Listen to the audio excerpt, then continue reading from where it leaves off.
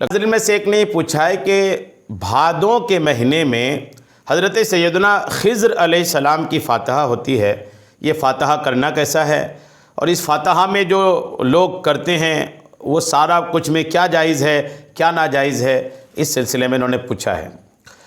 بھادوں کے مہینے، بھادوں یہ بنگلہ مہینوں میں ایک مہینہ ہے بھادوں، ساون کے بعد آتا ہے۔ ساون جو بارش کے مہینے کے نام پر مشہور ہے، اس کے بعد ایک مہینہ آتا ہے بھادوں۔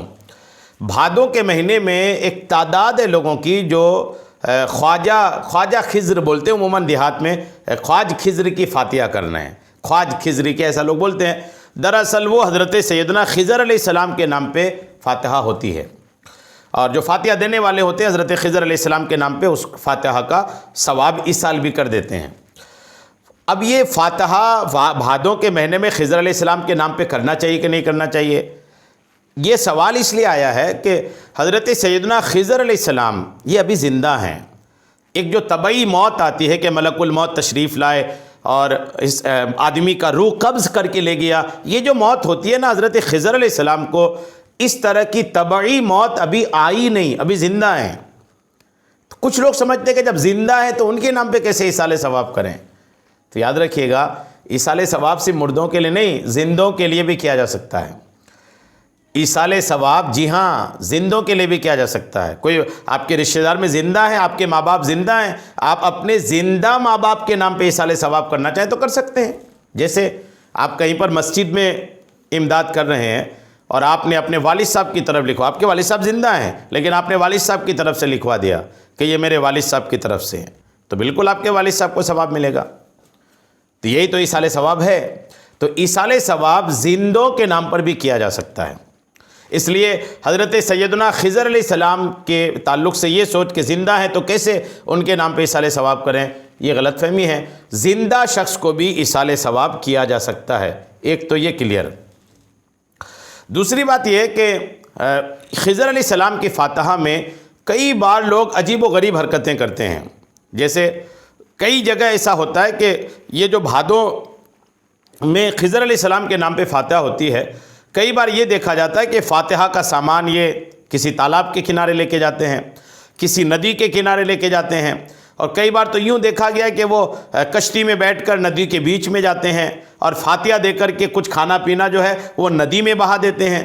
یہ میں نے بھی شروع میں دیکھا ہے، ہمارے علاقے میں ایسا ہوتا تھا، اب نہیں ہوتا ہے۔ پہلے علم نہیں تھا لیکن ایسا عورتیں کرتی تھی کہ وہ پورا ایک مرغا بناتی تھی، کئی بار تو ایسا ہوتا تھا کہ جوڑا مرغا بناتی تھی۔ شروعات میں پرانی باتیں دیکھیں تو ایک مرغا بھی نہیں، جوڑا مرغا سے فاتحہ ہوگی، اور جوڑا مرغا تھا، دو مرغا پالتے تھے اور کئی مہینوں سے عورتیں اس کو پالتی تھی صرف یہ فاتحہ کے لیے۔ جوڑا مرغا ذبح کرتے تھے، پھر فاتحہ کے لیے بناتے تھے، پلاؤ بنانا ہے، پھر وہ گوشت بنانا ہے، پھر اس کو لے کر ندی میں لے کے جاتے تھے، ندی کنارے لے جا کے فاتحہ کرا کر وہاں تھوڑا سا، پورا تو نہیں بہاتے تھے لیکن تھوڑا سا بہا دیتے تھے، اور باقی حصہ لا کر پھر گھر میں کھاتے تھے۔ یہ میں نے بھی دیکھا ہے، سنا ہے۔ آج بھی ہو سکتا ہے کسی علاقے میں ایسا ہوتا ہو۔ اگر کہیں پر ایسا ہوتا ہے کہ عورتیں اس کھانے کو لے کر ندی کنارے جاتی ہے یا تالاب کنارے جاتی ہے اور وہاں لے جا کر کے بہاتی ہے، تب یاد رکھیں ایسا نہ کریں، یہ صحیح نہیں ہے۔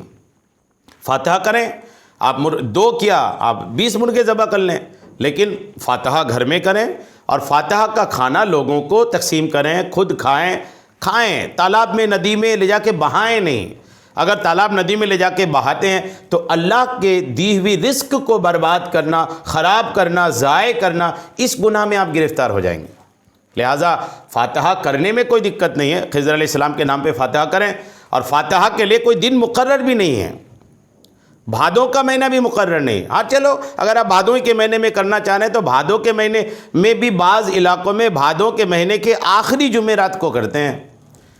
ہم بھی جب چھوٹے تھے تو ہم نے دیکھا ہے کہ وہ بھادوں کے مہینے کے آخری جمعرات میں پوری بستی میں فاتحہ کی دھوم مچی ہوتی ہے۔ فاتحہ دینے والا بڑا پریشان ہوتا تھا کہ ہر گھر میں فاتحہ دو تھوڑا کھاؤ، فاتحہ دو تھوڑا کھاؤ، یعنی ایک ہی دن میں سارا گاؤں فاتحہ کرتا تھا۔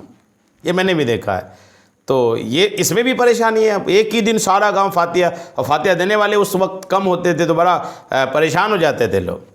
تو یہ ضروری نہیں ہے کہ بھادوں کے مہینے کے آخری جمعرات کو ہی آپ کو فاتحہ دینی ہے، ضروری نہیں ہے بھادوں کا پورا مہینہ لے لیں، پورا سال لے لیں، آپ جب چاہیں سیدنا خضر علیہ السلام کے نام پہ فاتحہ دے سکتے ہیں۔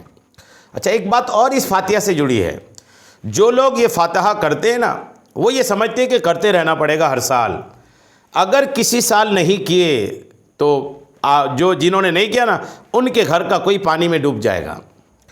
حضرت خضر علیہ السلام کے بارے میں چونکہ کہا جاتا ہے کہ یہ ندی میں رہتے ہیں، پانی میں رہتے ہیں، یہ پانی میں رہتے ہیں ایسا کہا جاتا ہے، تو لوگ سمجھتے کیا ہیں کہ ہم خضر علیہ السلام کے نام پہ فاتحہ دے کر اپنوں کو ڈوبنے سے بچاتے ہیں، اور یہ سمجھتے ہیں کہ ہم نے اگر خضر علیہ السلام کے نام پہ فاتحہ دے دی تو ہمارا کوئی اگر پانی میں ڈوبے گا بھی نا تو خضر علیہ السلام بچا لیں گے۔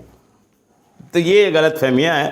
اگر اچھا بہت سارے لوگ ایسے ہیں کہ جن کے یہاں خضر علیہ السلام کے فاتحہ یہ نہیں ہوتی، خواجہ خضر کی فاتحہ نہیں ہوتی، تو کیا مطلب ان کے گھر کے لوگ ڈوب کے مر گئے ہیں؟ سب جی رہے ہیں، سب زندہ ہیں۔ مقدر میں اگر ڈوب کے مرنا ہے تو ڈوب کے ہی مرے گا آدمی، اور مقدر میں نہیں ہے تو پھر نہیں ہے۔ تو اس فاتحہ کے لیے یہ سوچ لینا کہ ایک بار کر لیا تو ہر بار کرنا ہی پڑے گا، نہیں کرا تو بچہ کوئی ڈوب جائے گا، یہ بھی خیال درست نہیں ہے۔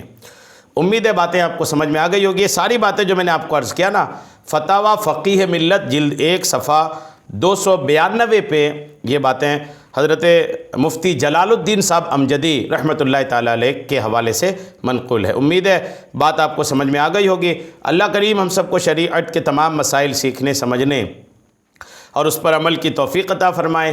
آمین بجاہ النبی الامین صلی اللہ تعالیٰ علیہ وسلم۔